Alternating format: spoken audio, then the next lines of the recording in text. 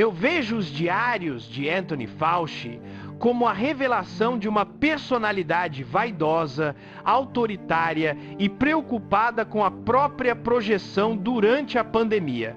Enquanto milhares de americanos morriam, ele registrava que havia conquistado a capa do Washington Post, que a imprensa estava enlouquecida com ele e que se tornara uma das pessoas mais famosas do país. Para mim, essas 1.141 páginas não são simples anotações privadas. Parecem preparadas para uma futura autobiografia e representam a versão que Fauci pretendia deixar para a história.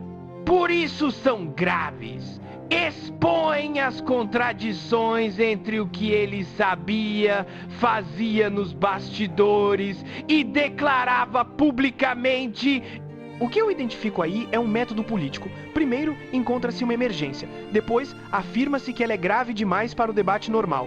Em seguida, concentra-se poder e cobre-se tudo com o manto da ciência. Quem pergunta deixa de ser tratado como cidadão ou adversário político e passa a ser chamado de negacionista ou criminoso.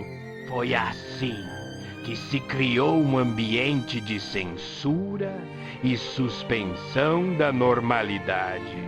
E reconheço esse mesmo método no Brasil, quando a defesa da democracia passou a justificar o silenciamento de quem questionava autoridades e narrativas oficiais. A primeira grande contradição envolve a origem da Covid. 9. Fauci teria registrado em janeiro de 2020 que o mercado de Wuhan não era necessariamente a fonte, mas apenas um amplificador. Em reuniões com virologistas, vários participantes consideravam possível uma origem laboratorial devido a características do vírus e às pesquisas realizadas em Wuhan. Apesar disso, Fauci defendeu a origem natural e tratou a hipótese de laboratório como teoria da conspiração. Isso é grave porque o laboratório recebia recursos americanos por intermédio da EcoHealth Alliance e de instituições ligadas ao órgão que ele dirigia. Havia um possível conflito de interesses. Também vejo contradição na questão da letalidade. No diário e em um artigo científico, Fauci teria considerado uma taxa entre 0,1% e 0,3% ou possivelmente inferior a 1%. Depois, diante do Congresso, teria apresentado uma estimativa próxima de 1%. Na minha interpretação, essa elevação ajudou a justificar lockdowns, fechamento de escolas e vacinação obrigatória. O mesmo acontece com os lockdowns. Fauci teria registrado que convenceu Gavin Newsom e Bill de Blasio a fechar escolas e restringir a economia. Anos depois, afirmou que nunca havia defendido lockdown algum. Para mim, isso demonstra uma tentativa de se afastar da responsabilidade pelas medidas que ajudou a promover. Os diários também indicariam que ele tentou silenciar críticos. Fauci teria pedido à Casa Branca que impedisse a publicação de um artigo do economista Stephen Moore e ameaçado que a comunidade acadêmica atacaria o presidente. Também teria chamado os autores da declaração de Great Barrington de três patetas, embora fossem cientistas ligados a Harvard, Oxford e Stanford. Eu não vejo nisso um cientista aberto ao debate. Vejo um burocrata poderoso tentando controlar quais ideias poderiam circular e qual narrativa seria aceita. Também me chama a atenção o uso da estrutura pública para administrar prêmios e benefícios durante a pandemia, enquanto milhões sofriam com restrições, desemprego e isolamento. A vaidade parecia integrada ao exercício do poder. A relação de Fauci com a imprensa também me parece reveladora.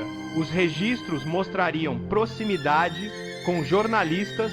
Isso ajuda a explicar por que ele foi apresentado como figura quase intocável, enquanto seus críticos eram tratados como irresponsáveis ou conspiracionistas. A imprensa americana, na minha avaliação, tentou reduzir as revelações a curiosidades ou a mais uma disputa entre Fauci e Rand Paul.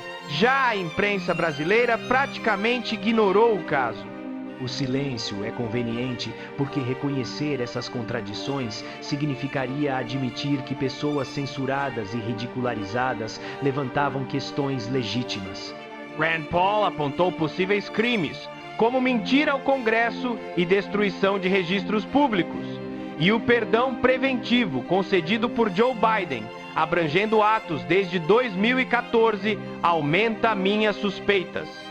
Esse período coincide com o início dos financiamentos ligados às pesquisas de ganho de função. Quando olho para tudo isso, não vejo apenas uma discussão sobre a pandemia. Vejo um modelo de poder, uma emergência usada para suspender garantias, concentrar autoridade, censurar questionamentos e transformar parte da imprensa em instrumento de propaganda. A grande pergunta é: por que permitimos que uma pessoa tivesse tanto poder sobre a vida de milhões? Minha resposta é simples. Por que convenceram a população de que perguntar era perigoso, irresponsável e até criminoso? Outras emergências surgirão e sempre haverá alguém disposto a usar o medo para reduzir direitos, eliminar o debate e concentrar poder. Por isso, não confio em quem precisa de uma emergência para governar e não abro mão do direito mais básico, o direito de perguntar.